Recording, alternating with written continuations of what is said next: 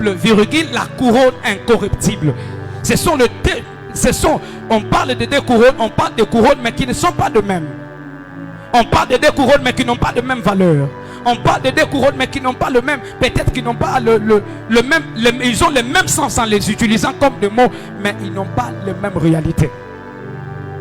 Alors j'étais en train de te dire que la couronne c'est celle qu'on pose sur la tête d'une personne pour marquer l'honneur. Un signe de joie ou comme un signe simple de parure. On peut le faire porter à n'importe qui. Mais dans la vie, il n'y a pas seulement une seule couronne. Il y a plusieurs types de couronnes. Il y a la couronne de la reine. Il y a la couronne du roi. Il y a la couronne des princes. Il y a plusieurs couronnes. Il y a la couronne navale. Il y a plusieurs couronnes. Tu auras le temps d'aller les chercher. Alors dans cette vie chrétienne, tu n'es pas en train de vivre par toi-même, mais tu vis parce que Christ est celui pour qui tu es en train de vivre.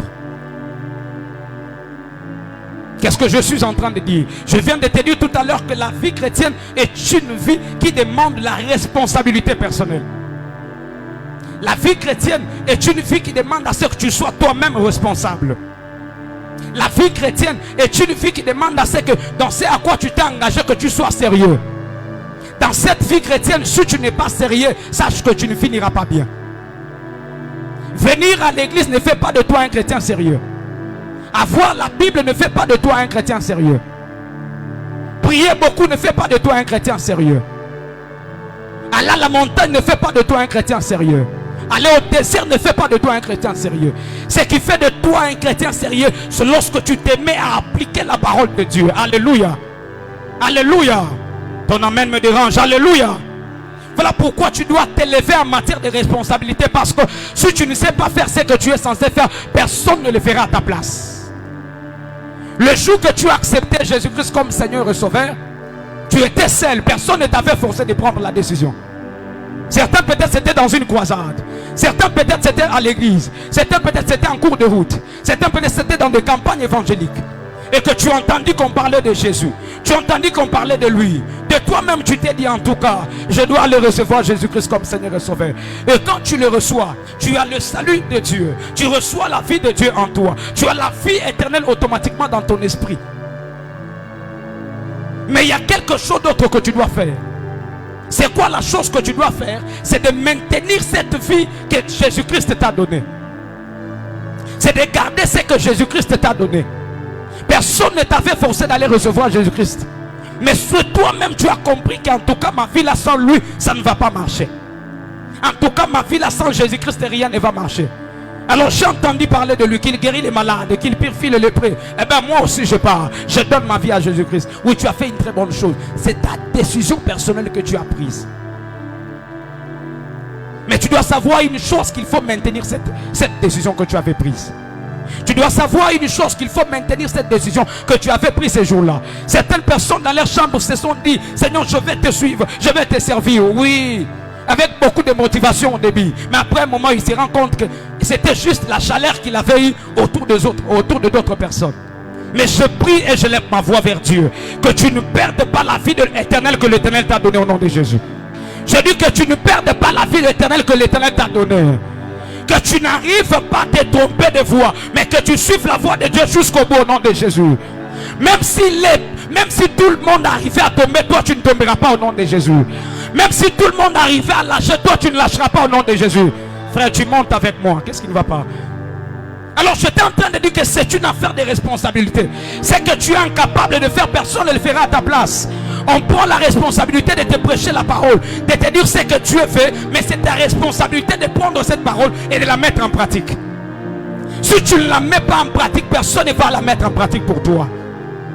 La vie éternelle a été installée dans ton esprit depuis le premier jour où tu as reçu Jésus-Christ comme Seigneur et Sauveur. Et ta responsabilité, je le répète, c'est celle d'appliquer la parole de Dieu. Parce que si tu ne l'appliques pas, peu importe tout ce que tu vas faire, ça ne va pas marcher. Alors qu'est-ce que je suis en train de te dire ce matin? Je suis en train de te parler de la couronne corruptible et de la couronne incorruptible. Dans cette vie chrétienne, ou dans cette vie où nous sommes en train de vivre, plusieurs se battent pour une couronne corruptible. Plusieurs se battent pour leur succès. Plusieurs se battent pour leur gloire. Et cette gloire n'est qu'une gloire éphémère. Cette gloire n'est qu'une gloire passagère. Plusieurs travaillent, non pas pour la cause du royaume, mais ils travaillent pour eux-mêmes. Quand bien même ils viennent à l'église, c'est pour leurs propres intérêts. Quand bien même ils viennent à l'église, ce n'est pas que non pour que l'œuvre de Dieu puisse aller de l'avant. Ils viennent pour voir, bon, moi je prie, hein, si ma vie ça va, ça va. Le jour que ça marche, il est là. Le jour que ça ne marche pas, il s'en fout. Il dit, ah, en tout cas, il m'a dit, il n'a pas ça, ma misa. Ma pasteur, ma misa, bien chez Bantu. Est-ce que toi tu avais écrit à cause d'un pasteur ou tu avais écrit à cause de Jésus?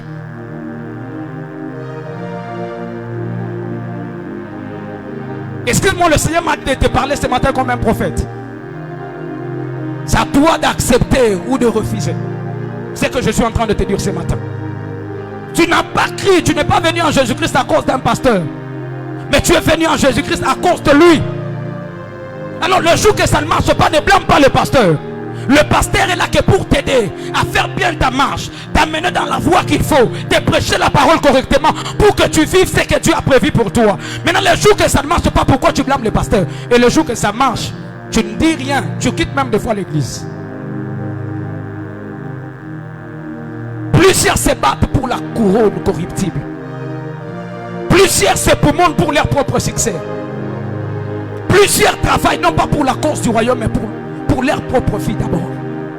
Quelqu'un va te dire en tout cas, moi d'abord c'est mes enfants et ma famille. Oui, c'est une bonne chose. On sait que la famille a toujours été en première position. Mais est-ce que tu te rends compte que si aussi longtemps que tu ne fais que travailler, tu te poumonnes que pour toi-même, quelle est la couronne qui t'est réservée dans les cieux? Jésus-Christ vient et il dit ceci, que là où est ton trésor, c'est là où ton cœur est. J'aimerais te poser la question, est-ce Jésus est ton trésor, ou bien ce sont les voitures, les maisons que tu as qui sont tes trésors?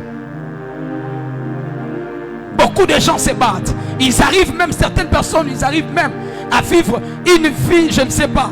Et la personne accepte d'être bandit parce qu'il veut avoir beaucoup de choses ici dans ce monde. Il y a certaines personnes qui acceptent de devenir homosexuels à cause de l'argent. Certains acceptent d'entrer dans le camp des bandits à cause de l'argent. Ça, ce n'est qu'une couronne corruptible. Elle ne va t'amener nulle part. Tu finiras avec cette couronne ici, tu n'iras avec elle nulle part. Lorsque tu lis l'histoire de ce monde, on va te parler de grands hommes. On te parlera de Kadhafi, des hommes qui ont gagné la vie, des hommes qui étaient des dictateurs, Fidel Castro, tout ce que tu connais. On te parlera de beaucoup de personnes. Mais quel est leur succès après leur mort? On parle d'eux, mais où est-ce qu'ils sont partis? Mon frère et ma soeur, je viens ce matin comme étant un prophète de l'Éternel pour te dire, ne te bats pas d'abord pour la couronne corruptible, mais bats-toi pour la couronne incorruptible. Arrête de jouer avec ta vie à cause de choses qui sont passagères. Arrête de jouer avec ta vie à cause de choses qui vont passer. Qui t'a dit que si tu n'as pas de véhicule, tu n'iras pas au ciel? Qui t'a dit que si tu n'as pas de maison, tu n'iras pas au ciel? Il y a des autres qui ont vendu leur âme à cause d'un téléphone. Parce que c'est le téléphone, non, iPhone 15 Pro Max. Je dois avoir. Il couche avec des papas, il couche avec des papas, il couche avec des papas. Et pour un téléphone, Est-ce que tu te rends compte quand tu mets ta vie à ce niveau-là? Est-ce que tu te rends compte quand ta vie, tu la diminues jusqu'à ce point-là? Tu es en train de te battre pour le succès de ta vie. Tu dis non, quand tu passes sur l'internet, tu es prêt à tout, à te déshabiller pour que tu aies beaucoup de vie. Tu es prêt à tout pour que les gens voient toutes tes parties intimes. Tu exposes tout. Cherchant quoi? Une couronne corruptible qui ne va même pas t'amener nulle part. Plusieurs n'ont pas de discipline, c'est une bonne chose. Discipline dans ceci, discipline dans cela. Tout ce qu'on est en train de faire n'a que pour un seul objectif, c'est d'avoir une couronne incorruptible.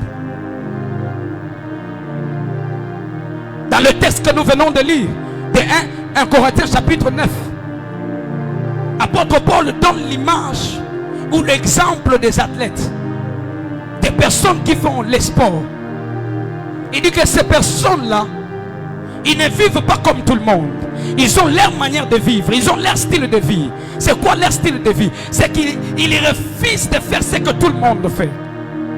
Le jour que Martin Bakole prendra le risque de vivre comme tout le monde, il ne sera plus champion. Le jour où Lionel Messi se dira, j'accepte de vivre comme tout le monde, d'être comme moi, de ne pas aller s'entraîner, de ne pas aller jouer au foot, il sera un homme ordinaire. On ne parlera plus de lui. Le jour où Cristiano Ronaldo se décidera pour dire, en tout cas moi, je veux que ma vie soit telle comme tout le monde, je vais commencer à manger, je ne vais plus courir, c'est ce jour-là qu'on va l'oublier. C'est comme ça qu'apôtre Paul dit ceci. Ces gens-là qui se battent pour des couronnes corruptibles, ils sont en train de se discipliner dans toutes choses. Ils se disciplinent dans tout ce qu'ils font dans la vie. Ils ne mangent pas comme tout le monde. Ils ne parlent pas comme tout le monde. Ils ne fréquentent pas comme tout le monde. Alors c'est de la même manière que nous qui voulons avoir la couronne incorruptible, nous devons aussi nous priver de certaines choses. Nous devons aussi être disciplinés dans plusieurs choses. Est-ce que je parle à quelqu'un ce matin? Je sais que tu n'auras pas à me donner des amens. Est-ce que je parle à une personne ce matin? C'est comme ça qu'il est en train d'expliquer. Dans 2 Timothée chapitre 2, le verset 5, il dit que l'athlète n'est pas couronné s'il n'a pas combattu ou s'il n'a pas couru selon les règles. Job était en train de parler trop. Il était en train de se justifier lui-même. Un jour on l'a posé la question, est-ce que tu connais les règles? Est-ce que tu connais les lois qui gèrent le ciel?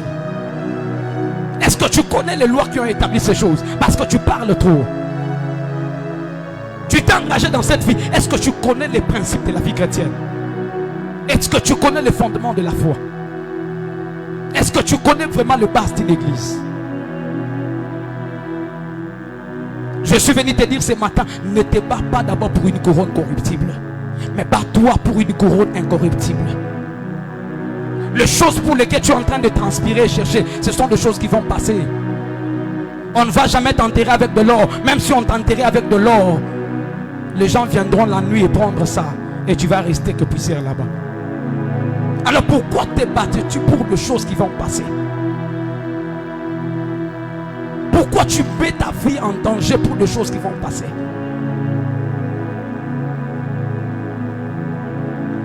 Certains parmi nous, Dieu les a bénis avec un travail. Gloire à Dieu, on a témoigné, tout le monde était d'accord. Mais le jour qu'il a eu le travail, c'est le jour où il a dit à l'église bye bye. Pour le voir à l'église, il faut le voir un mois plus tard. Vous le croisez, vous lui posez la question, mais frère, tu as disparu. Ah frère, ma cage, machin. Tu vois que tout le monde qui vient à l'église n'a pas de boulot. Est-ce que tout le monde qui sont assis là, vous n'avez pas de boulot? Tout le monde là, on a des boulots.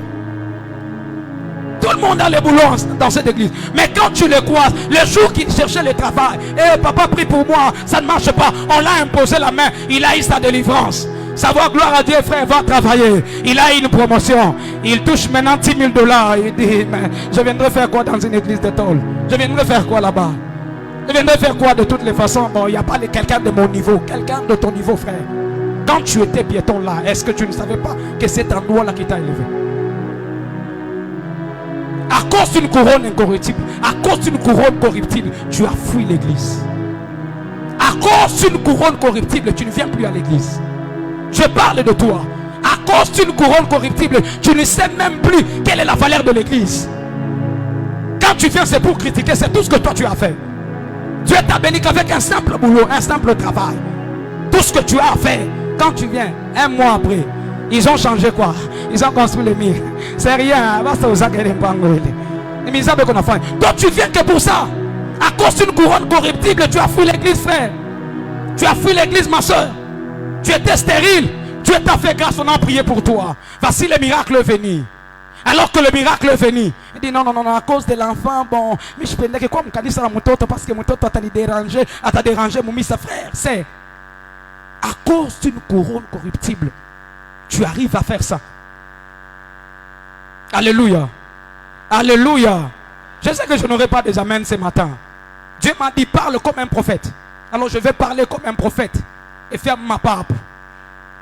Je suis en train de te dire ceci. Ne te bats pas d'abord pour une couronne qui va passer, mais bats-toi pour une couronne qui ne va pas passer. les choses que tu es en train de chercher, tu es en train de te poumonner au point où même quand Dieu te donne le temps pour venir à l'église, tu n'acquises que ton travail, tu n'acquises que tes enfants. Les enfants étaient malades, les enfants étaient saisis, j'étais allé prendre les enfants à l'école. Mon frère, à cause d'une couronne corruptible, tu peux abandonner la voie du salut. Certains, c'est le jour où il a eu le mariage, il a dit bye bye à l'église. Certains, c'est le jour où il a obtenu le mariage, il a arrêté de chanter. Et il a arrêté où il a arrêté de chanter à la chorale. Il a dit c'est devenu une chose pour les enfants. Moi maintenant je suis marié. Je laisse ce chose là pour le Daniel, pour le Sam, pour qu'on soit. Moi je ne peux plus chanter. À mon âge, est-ce que tu le fais pour Dieu ou bien tu le fais pour toi-même? Bats-toi pour une couronne incorruptible. Bats-toi pour une couronne qui ne va pas se perdre. Bats-toi pour une couronne qui va t'amener dans la gloire. Ce n'est pas à cause des mariages que tu dois arrêter de ne plus chanter. Et reviens à la chorale, toi qui étais parti. Reviens, ce n'est pas les mariages qui doivent te voler les dons que Dieu t'a donnés. Plusieurs sont assis là-bas, et maman monte avec moi. Plusieurs sont assis là-bas dans les bancs. Ils ont le don de Dieu en eux. Ils savent bien chanter. Mais quand ils viennent, ils disent si c'était moi, je n'aurais dit pas chanter comme ils ont chanté. Mais pourquoi tu as abandonné? Parce que tu as eu un travail. Tu te dis non, je quitte le boulot à 17h30, alors 17h30, passer ici, faire la répétition. Parce que ça va me prendre beaucoup de temps. Je serai fatigué. Fatigué. Fatigué.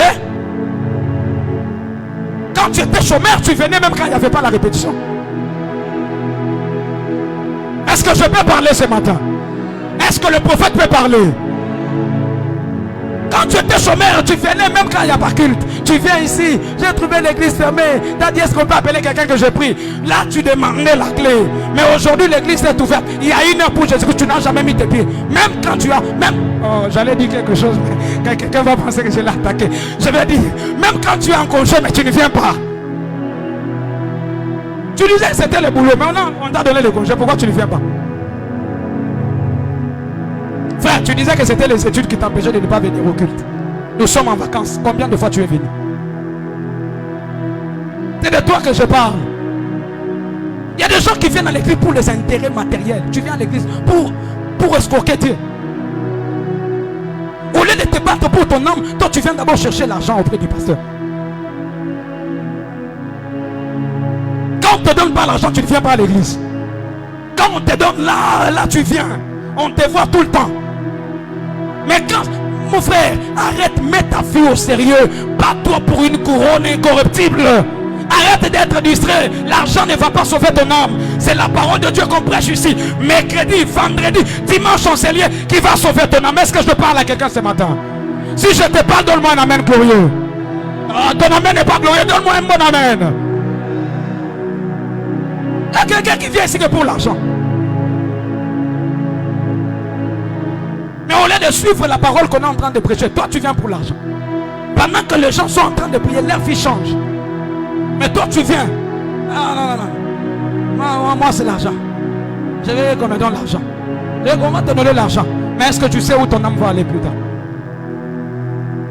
Parce que si tu n'as rien, si tu n'as pas la parole au-dedans de toi, ton âme ne sera pas sauvée. Jacques chapitre 1er, le verset 20 à 21. Il dit recevez avec douceur la parole qui va sauver ton âme. Lorsque tu fais les guides de mercredi, tu es en train de perdre ton âme. Il y a des gens qui ne connaissent pas les principes de cette église. Mais ils viennent que pour venir. Quand il y a un problème, maintenant il dit, on ne m'avait pas dit ça, on ne t'avait pas dit ça. C'est comme un élève qui n'aime pas aller à l'école. Le jour où il y a un terrain, il commence à demander à ses amis. C'est comme ça toi. Maintenant quand tu as un problème, est-ce qu'on peut prier pour moi? On va prier pour toi. C'est le même principe qu'on nous a tous appris ici. La guérison divine nous a tous appris ici. Les surnaturels, les gens utilisent leur manteau. Toi, ton manteau à toi, tu l'as utilisé que le 31 décembre. Tu l'as déjà jeté. Pendant que les gens témoignent ici qu'ils ont des miracles. Mais parce que tu ne viens pas au culte, voilà pourquoi ton âme a des problèmes. Tu sais t'occuper que de ton corps. Tu sais que de t'occuper que de ton... Ce n'est pas mal d'être beau, ce n'est pas mal d'être belle. Mais est-ce que tu entretiens ton âme avec la parole? Ce que tu es en train de faire, tu te nourris que pour une couronne corruptible.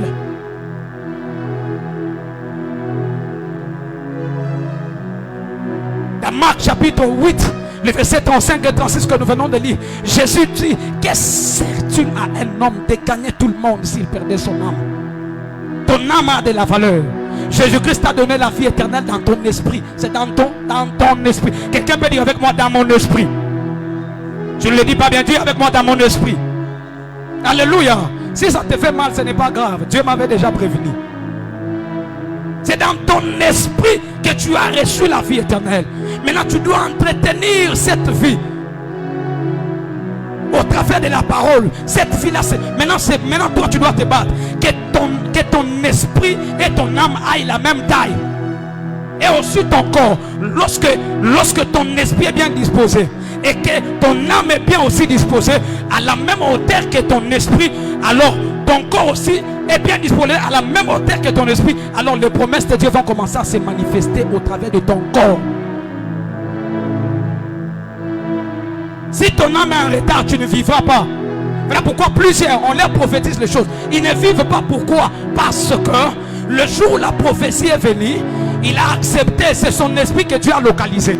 Mais le jour où la promesse fait s'accomplir, il n'y a pas les terrains d'atterrissage. Le corps est loin, l'âme aussi est loin. L'âme et le péché, l'âme et le corps sont dans le péché.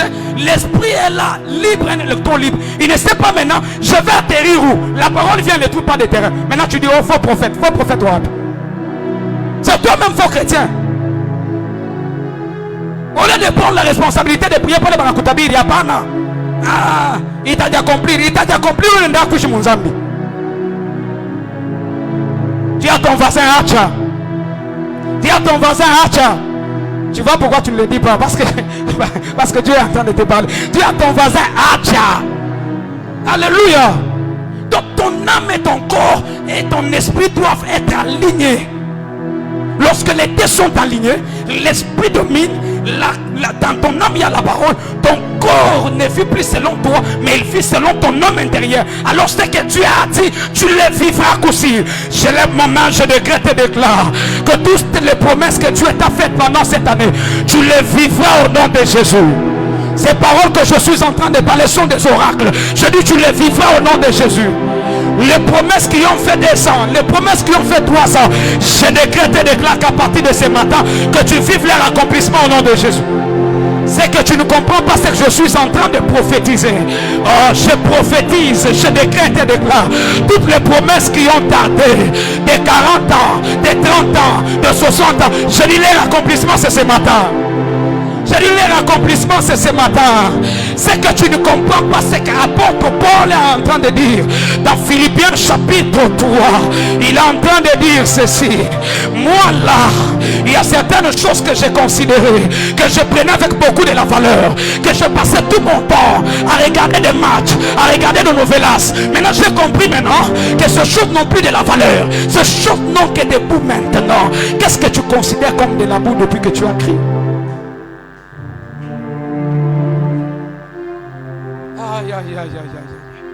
Est-ce que je suis en train de parler à une personne ce matin?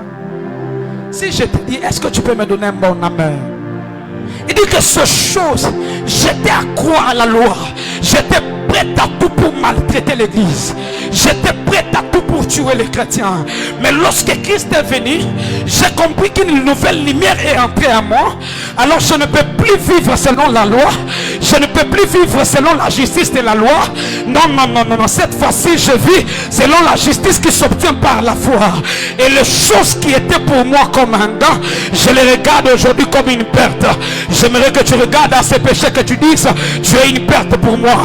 J'aimerais que tu regardes à cet homme qui te donnait l'argent pour sortir avec toi, que tu dises que tu es une boue pour moi. J'aimerais que tu regardes à cette prostituée qui venait te rendre visite chaque fois, que tu lui dises que tu es une perte pour moi. Tu es de la boue, tu n'as plus de place. C'est Christ maintenant qui prend la première place dans ma vie. Je n'ai plus le temps à donner au péché, je n'ai plus le temps à donner au mensonge, je n'ai plus le temps à donner au vol, parce que celui qui est en Christ est une nouvelle créature.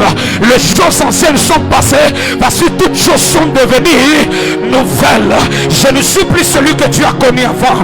Tu m'as connu en tant que Saul de Tarse. Cette fois-ci je ne suis plus lui, je suis maintenant Paul qui a rencontré Christ alors que j'étais sur le cheval. Oh, j'ai rencontré Christ, même si vous ne me croyez pas, mais au-dedans de moi Je sens que Christ vit en moi. Même si vous ne croyez pas, parce que mon visage est en train de vous tromper, je vous dis, je vous répète, ne regardez pas mon apparence. Ce n'est pas mon apparence qui est en train de vous montrer que je vis. J'ai une nouvelle vie qui est installée à moi. Je n'ai plus le temps de perdre à me justifier auprès des gens que je suis juste, que je suis ceci et cela. Je reconnais que Christ vit en moi. Toutes ces choses n'ont plus de place. Je m'engage à suivre Christ, pas seulement pour aujourd'hui, pas seulement pour demain, mais pour toute ma vie. Est-ce que tu peux me donner un bon amen?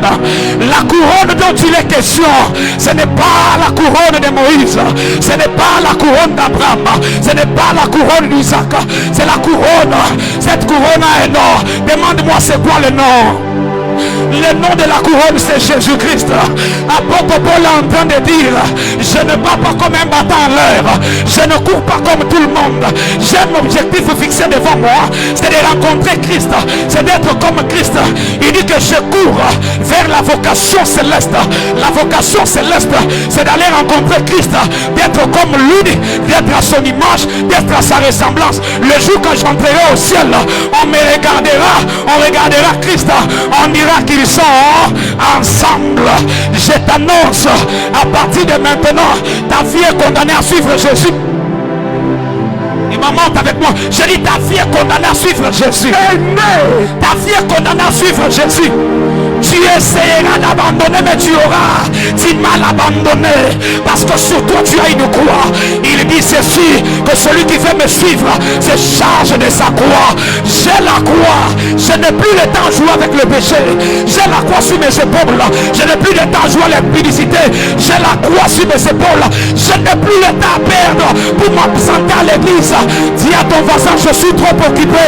Je suis trop occupé. Dis à ton voisin, je suis trop occupé. Oh, je suis trop occupé. Des fois tu me cherches, tu ne me vois pas. Quand tu me cherches, c'est que tu ne vois pas. Je suis à l'église parce que j'ai une croix à porter. Si je m'absente à l'église, je vais tomber. Mais même si je tombe, je vais me relever. Car celui qui a dit, si un juste tombe, cette fois il les relève. Pendant que toi tu es distrait à regarder mes péchés du passé, il m'a déjà relevé. Yes.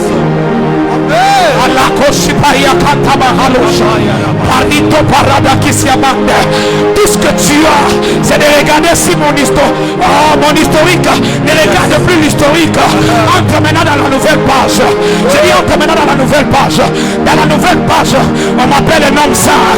Dans la nouvelle page, on m'appelle un homme roi. Dans la nouvelle page, on m'appelle un homme comme Christ. Yes. Le but de la vie chrétienne, c'est d'avoir Christ. Le but n'est pas d'abord de te satisfaire toi-même, mais c'est de savoir que Christ est dans mon cœur. Si Christ est dans mon cœur, peu importe ce qui arrivera, je vais avancer. Au mandat de l'équipe paradiana, le 8 de l'éparia kayaba,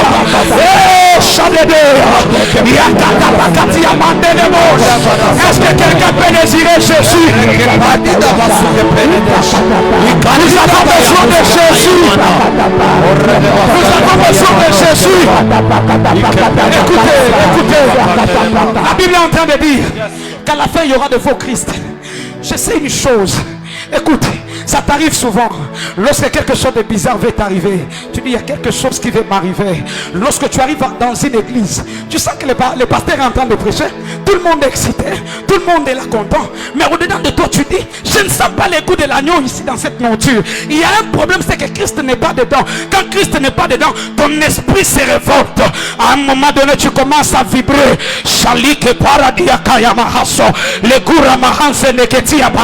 Parce que Christ est au-dedans de toi. Yes. Je te dis et je t'informe, la couronne dont j'étais en train de te parler tout à l'heure, yes. Je parlais de Christ. Amen. Je ne parlais pas de quelqu'un d'autre. Yes. Je parlais de Christ. Amen. Je ne parlais pas de mon voisin. Yes. Je parlais de Christ. C'est pour lui que je vis, c'est pour lui que j'existe.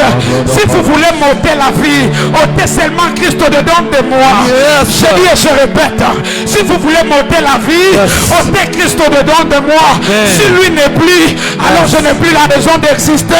Si je peux vivre, c'est parce que j'ai Christ en moi.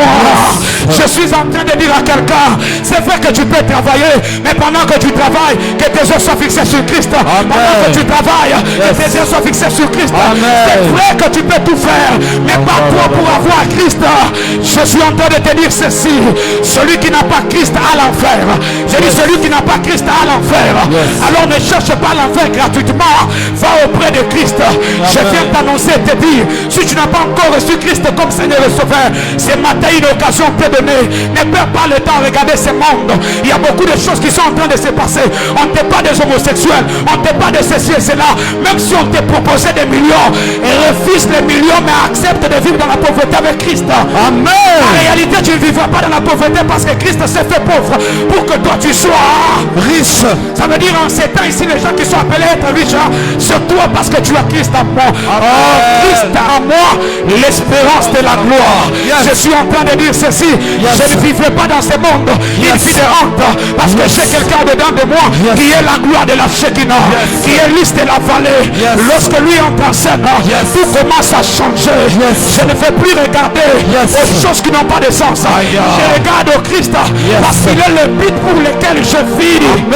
J'aimerais que tu te lèves là où tu es, que tu commences à lui dire, Seigneur, je veux te voir. Je veux que le jour que tu reviendras, qu'on se rencontre dans la gloire. Je refuse de perdre mon salut pour des choses inutiles. Seigneur, je te veux. Je veux soin de toi. Est-ce que tu peux lever ta voix et prier?